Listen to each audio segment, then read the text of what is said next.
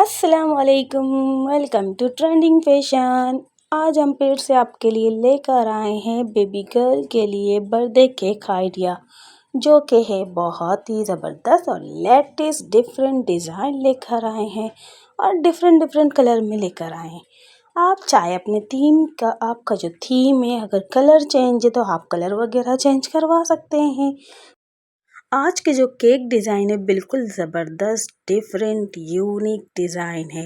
आप इसके साथ बच्चे का फ्रॉक की मैचिंग भी करवा सकते हैं। तमाम केक बिल्कुल लेटेस्ट डिज़ाइन है। आप ये केक 1 ईयर बेबी के लिए भी यूज़ कर सकते हैं। जैसे कि 1.5 ईयर्स हो जाता है तो पेरेंट्स सेलिब्रेट करते हैं, आप इसके लिए भी यूज़ कर सकते हैं।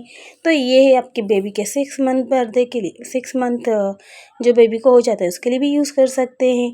तो वीडियो को बिल्कुल भी स्किप ना कीजिएगा, वीडियो को एंड तक देखिएगा और चैनल को ज़रूर सब्सक्राइब करिए।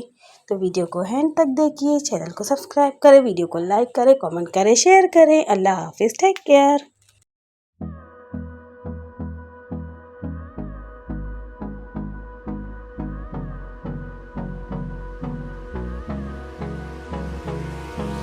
Hold me close till I get up.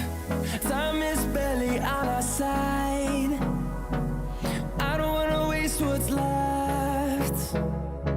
The storms we chase are leading us, and love is all we'll ever trust. Yeah, no, I don't